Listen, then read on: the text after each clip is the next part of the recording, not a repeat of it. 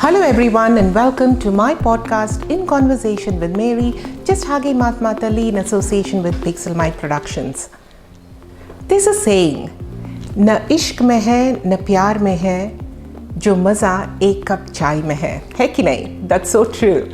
In today's podcast, we are going to talk all things chai, the culture, the flavors, the blends, the spices, and how this small cup of drink has had such profound impact on various cultures across the globe. Who better to speak about chai than Chaiwaali herself?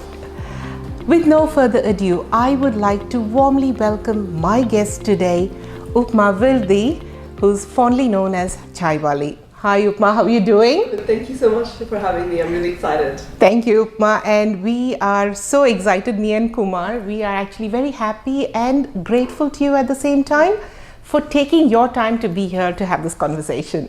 Well, thank you. I'm really excited to get into the nitty-gritty of chai, the story, Yes. and share all that with you. Thank you.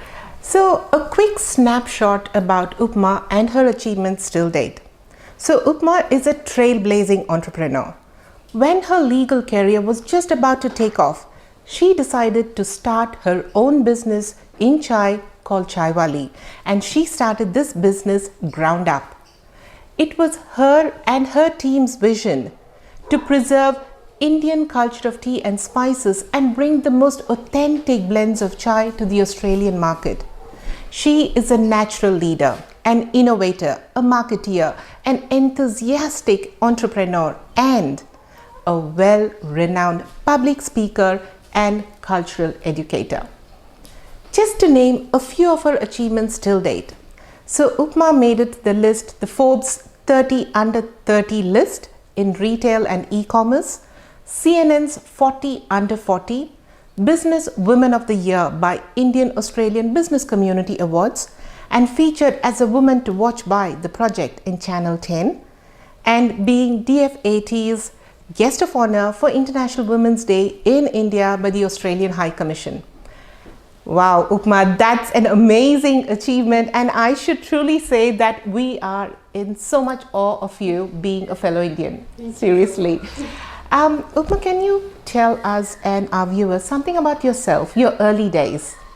My early days, I migrated to Australia when I was about one. Oh, okay. My family got a really great, opportunity to come to Australia. At that time, there was a lot of migration happening. Yep.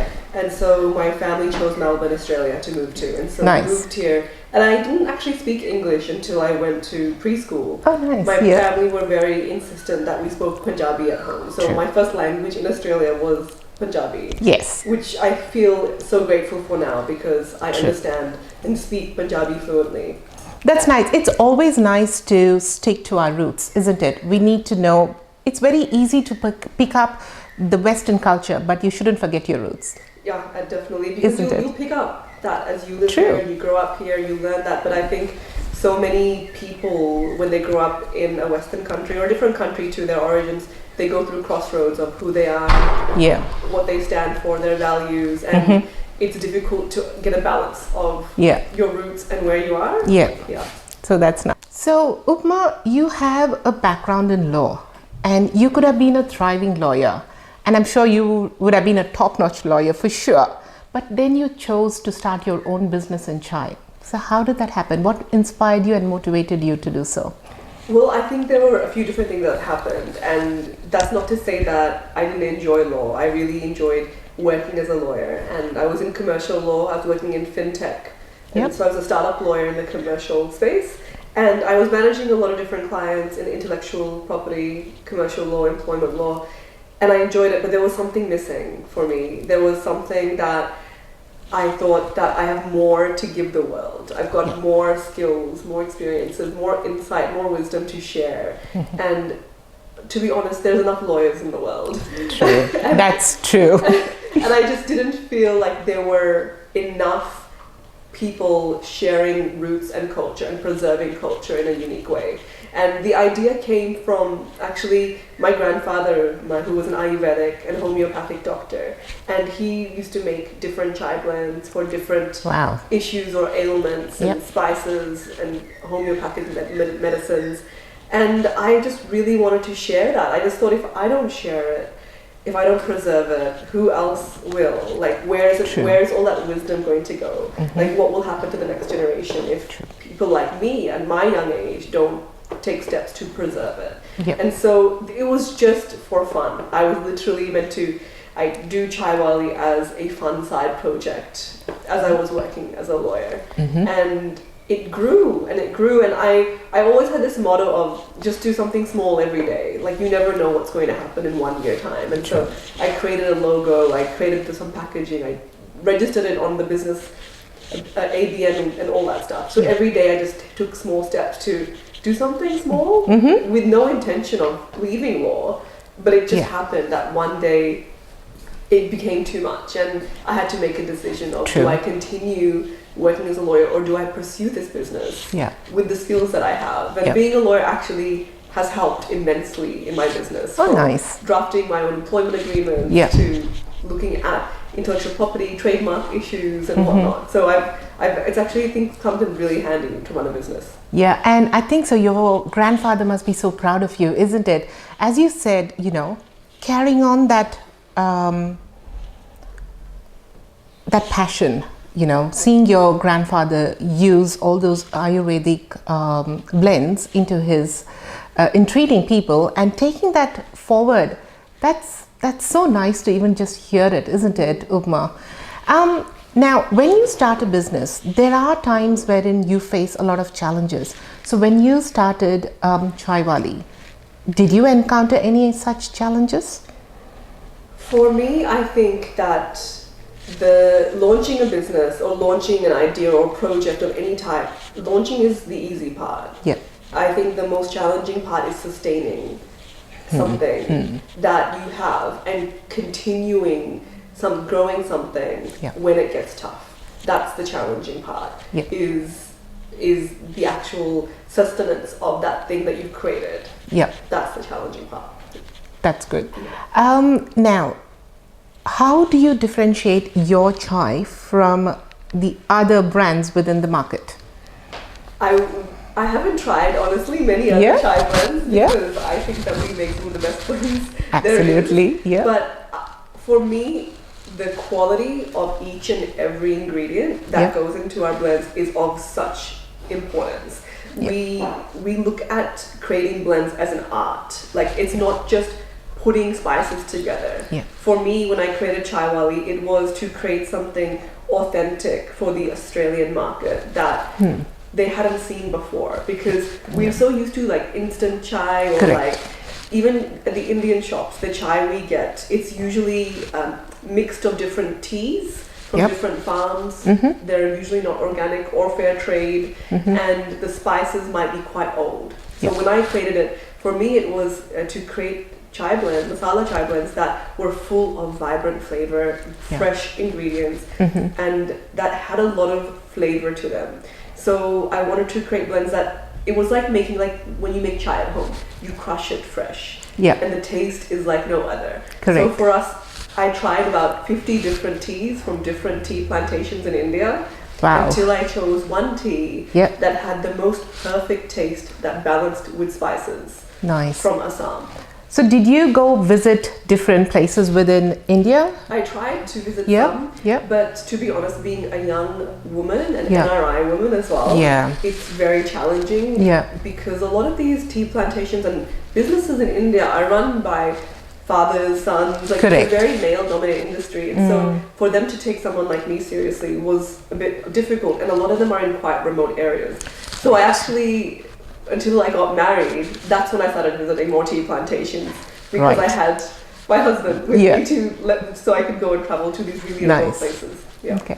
So are you just focusing on traditional chai, or do you experiment in innovating flavors and blends and spices together? I'm always experimenting, and when I create a masala blend, I actually create a very scientific pie graph. So for me, creating blends is a science, because I want to balance the Vata, Pitta, Kapha in the blend. And when I create a blend, I have a purpose. So I start with a purpose. Why am I creating this blend? Is it to create a blend that's more Pitta, has more Pitta energy to increase Pitta? Or am I creating a Vata blend that creates more air, more space in the body and mind. So I go in with a purpose. Is it grounding? Is it earthing? Is it warming? Is it fiery? Wow, And you put so much thought into it. Oh my God, that's so nice to know. And then I actually create, with each ingredient, I'll create a pie graph. This is the fire spice. This is the water spice. This is the spice that will help to ground. This is earth. And if I want it dominant in a spice, I will dominate it in the fire spice. Wow. So a lot of thought goes into the creation of it, and then a lot of thought goes into what I'm creating. And I create different blends. Like for instance, I create custom blends as well. Wow. When I got married, I actually gifted everyone 2 different tea blends, and I asked my husband Daniel to choose 5 different ingredients. Yeah. And I chose 5 different ingredients. Yeah. And those were to represent our energies. And then I blended them together to create a really good flavor. Yeah. But then I created 2 blends, one with more his energy and one with more my energy. Oh my God. Yeah. Oh wow, that's so nice. Can I ask you this question? How many different types of flavors do you have in your business? So at one point we had about 30 different, but that includes Ayurvedic herbal teas as well. Yep. And so now we have about 10 to 15. Yep. I've reduced it because it can get really difficult in our factory to maintain the inventory system of so many different. At one point we had about 200 ingredients, and it just becomes, especially post-COVID time, it was hard to get certain ingredients. So I just pared it back to the essential, but we will still create custom blends for, say, Deakin University. They wanted me to create a blend that represented Deakin. Oh wow, the university. Yeah. Oh wow, okay. So my brief was make a blend to represent Deakin, and I went to Deakin, and I'm an alumni from Deakin as well, and so I created a blend that showcased diversity because they have such a big Asian diaspora at Deakin, and I wanted to create a blend that showcased the Asian diaspora but also the Australian land as well. So I chose ingredients that were Australian natives that tasted and made you feel like you were in the Australian desert, but also rainforest, but also took you to the Indian spice bazaar. Oh my God, I'm just thinking, what is your thought process when you want to, customize something for someone? It's amazing just listening to what you're saying. Yeah, I think I would be able to do it for you as well, Mary. Oh wow, we should definitely try that. Wow, nice. I kind of think everyone has we like different wines, we like different pizzas. True. We have a spice profile, so like a horoscope. We all have different that we're attracted to. Yeah. And so for me, it's like an artwork. Creating a masala blend is like an artwork. Oh wow, nice to know all this, because to be honest, for us, you just go to the shop, you just get chai, you just boil water and put some milk and put some chai powder in it and have chai.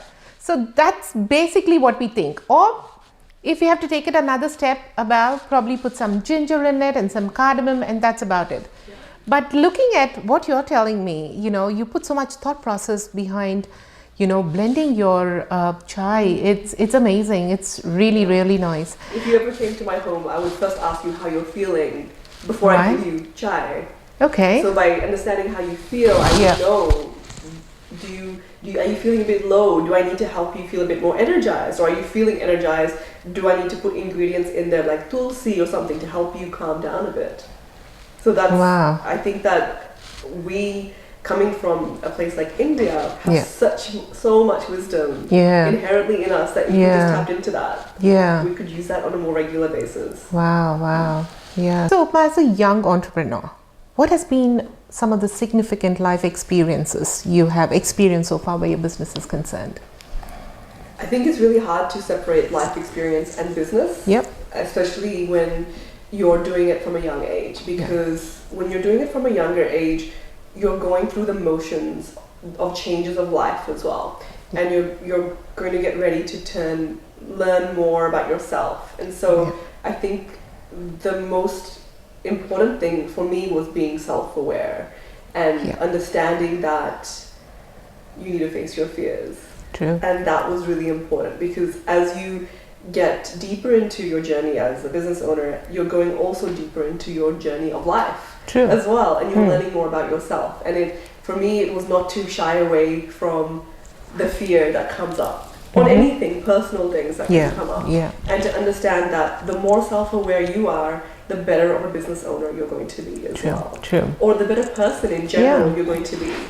And those things are going to come up regardless if you don't deal with it. So it's to not shy away from the challenges, because it's when you face those fears that true growth, I think, actually happens. Absolutely. I can't agree with you more. That's very well said, very well said.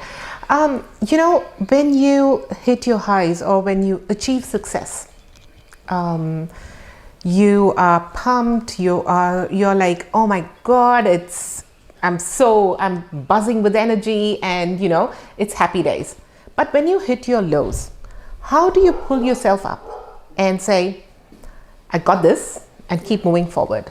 How do you do that? Yeah, that's a good question. And I think it's so we always focus on the highs, right? Correct. We don't focus on the lows. But the lows is the majority of it, right? People only see the highs. But you're going, like, on a day-to-day basis, the lows takes more precedence. And I think for me, it's really important to acknowledge the lows. It's really important to sit with the low. And I have always been a big writer. I've always written, and journaling is really important to me.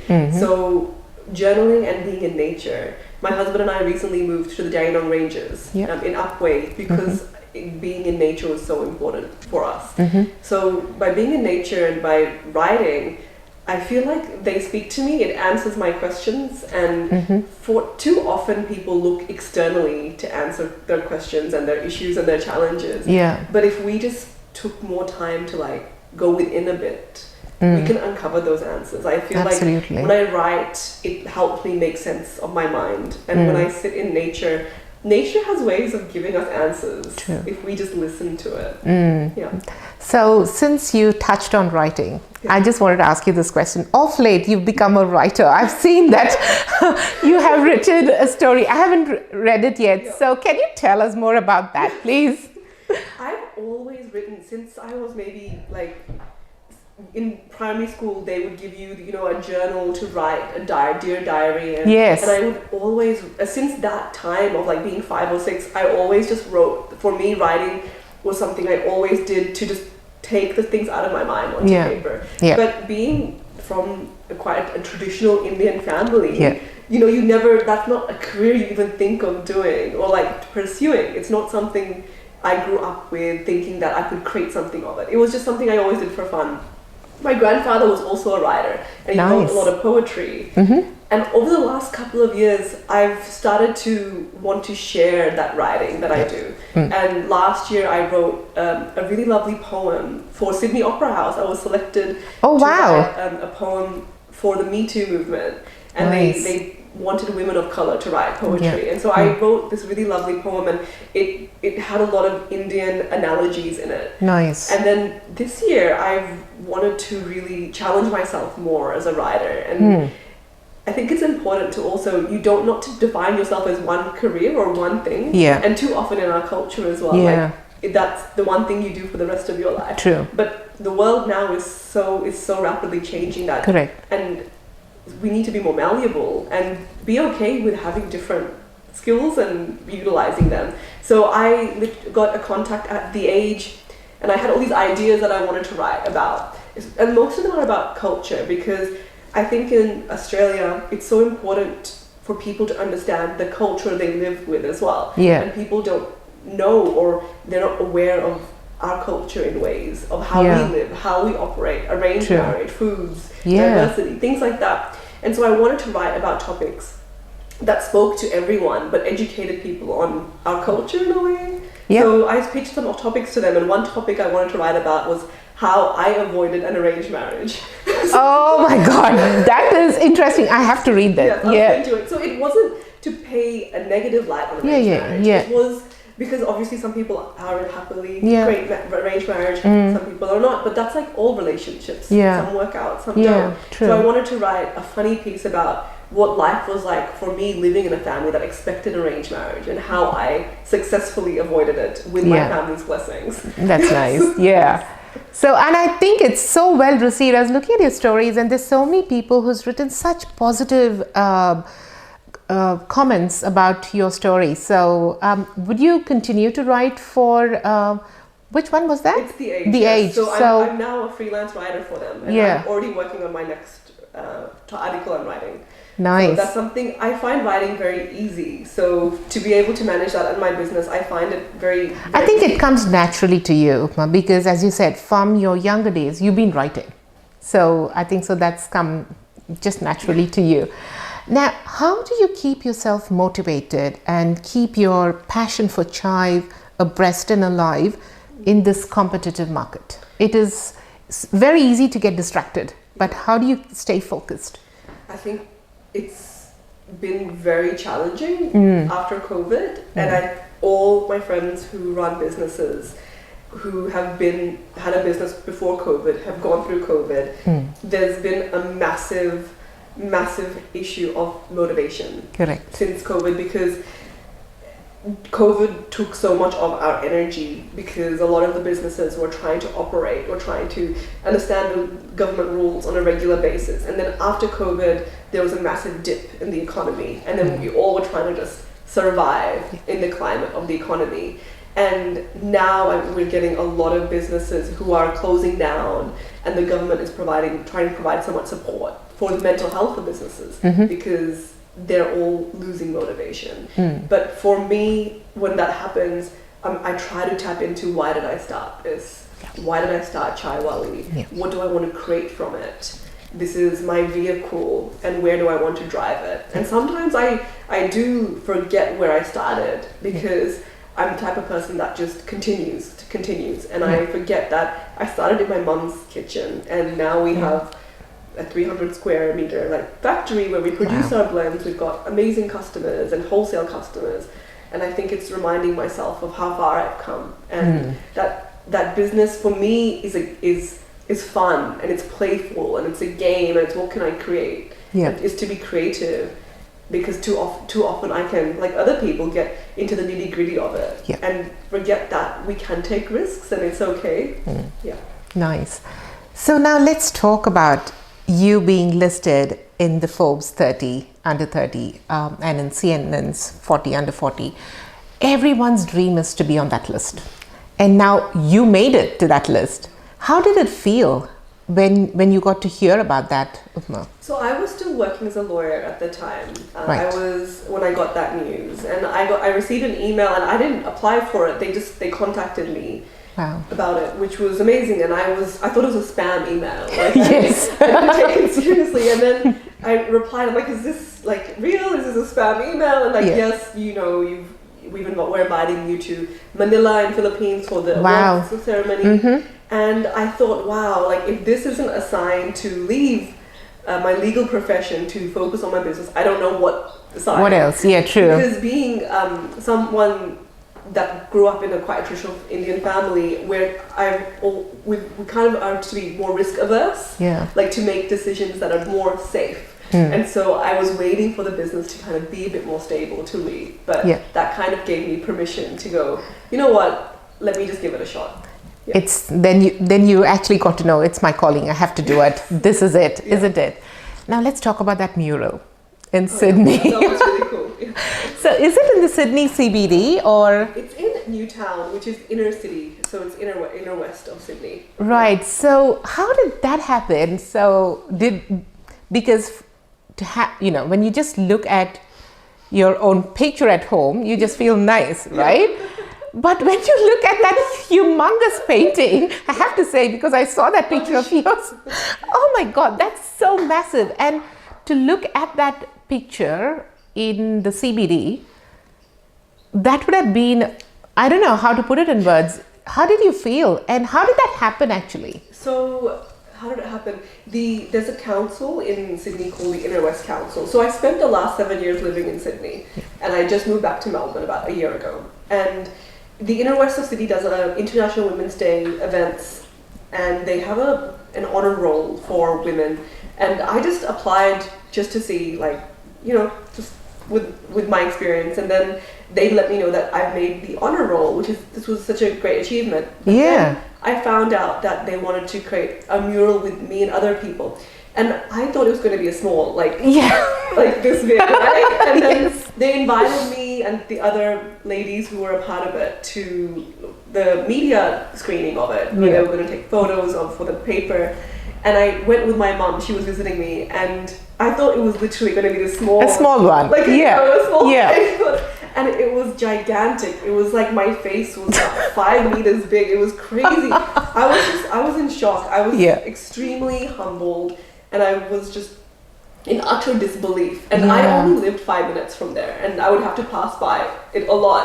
And it was kind of awkward. To look at yourself like to that. look at myself, but I kind of looked at it as like, that's why I would, sometimes when I would be feeling a bit low or confused, I would actually go there And look at yourself. Look at myself and just be like, that's my wise self. Yeah. And just to remind myself of like, it's okay, things will work out. Yeah. And just to sit there for a bit. And it would be a bit awkward. I didn't want anyone seeing me staring at my face. Like, I thought that was a bit full of myself. The thing is, Uppma, you know, it's a huge achievement, isn't it?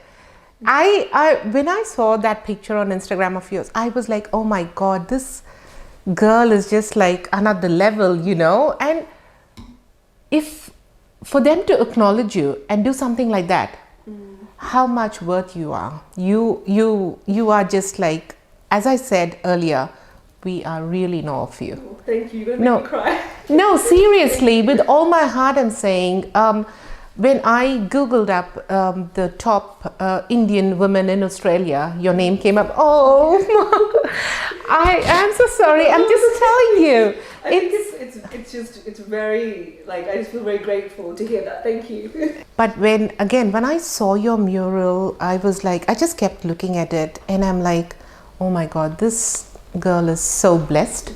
And it's all hard work. Things doesn't come easy.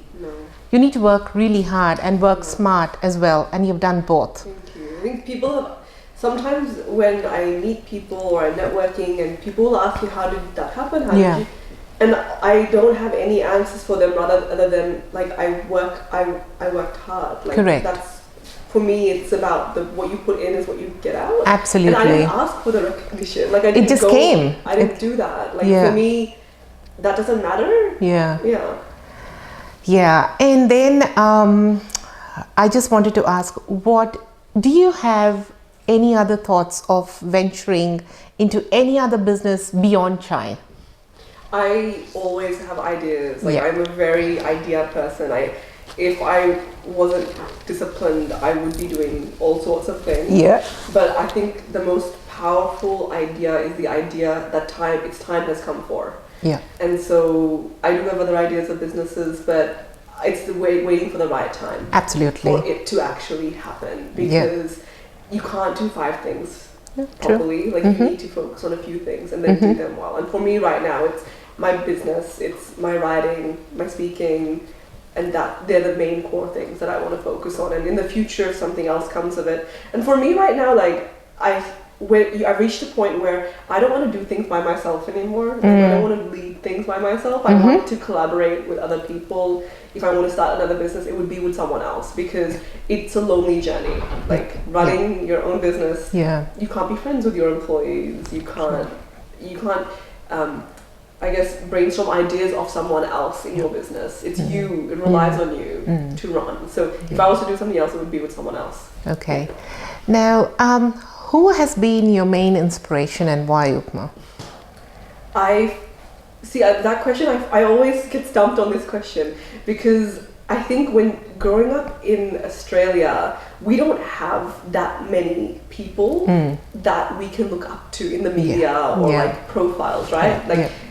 Because we're first, like, I'm a first generation. Now we have second, third generation like, of our culture. But for me, growing up, I didn't have anyone really to look up to. So I actually, my race or my projects are against myself. So I try to draw inspiration from who I was last year or who I was last week, and how do I learn more from the person I was yesterday? How do I grow more? How do I better myself more? Exactly. How do I grow? And every year I do a strategy session, or every 6 months actually, with myself. What is my purpose? What are my values? what am I working on? What should I be working on? And to try to center myself, and how do I improve that every so often? How do I be a better human? How do I become more self-aware? How do I learn more about myself? Oh wow, just listening to what you're saying is like, wow, that's such a good idea. And I think so people need to do that.